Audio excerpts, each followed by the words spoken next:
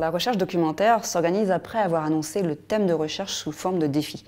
Comprendre et faire comprendre comment nos systèmes musculaires, squelettiques et nerveux fonctionnent. On a dû faire des recherches.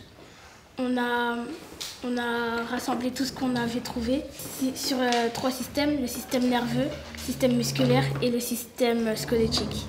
Et on les a partagés avec les autres classes. Nous, on a créé des robots pour pouvoir expliquer aux autres comment fonctionnaient tous ces systèmes-là, mais d'une manière plus amusante. Je les informe que 3 autres classes travailleront elles aussi sur le corps humain et que nous nous rencontrerons pour échanger nos connaissances et construire un mécanisme qui reproduirait tous nos systèmes.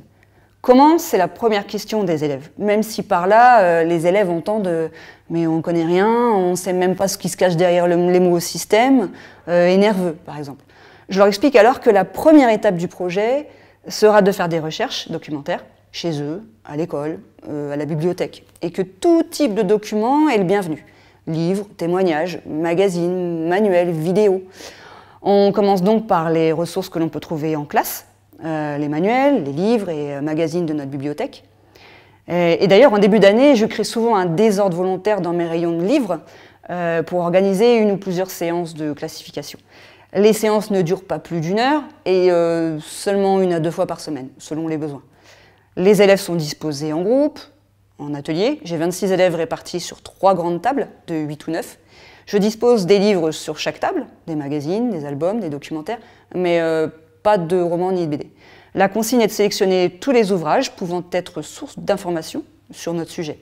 Et à la fin de l'activité, chaque groupe vient présenter sa sélection en justifiant ses choix.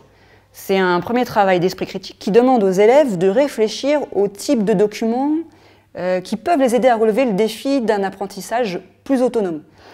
Mes élèves sont habitués à faire ce travail parce que je me suis créé des outils en mathématiques, en français et en histoire-géographie qui les obligent quotidiennement à faire le choix des bons outils.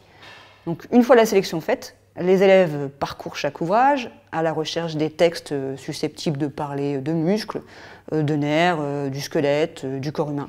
Les élèves travaillent individuellement ou en groupe, c'est selon leur convenance pour respecter leur fonctionnement d'une part et pour enrichir aussi les débats sur les différentes manières d'apprendre. Certains compléteront ce travail à la maison en allant sur internet, en piochant dans leur bibliothèque ou familiale ou celle de la ville ou en questionnant leurs parents.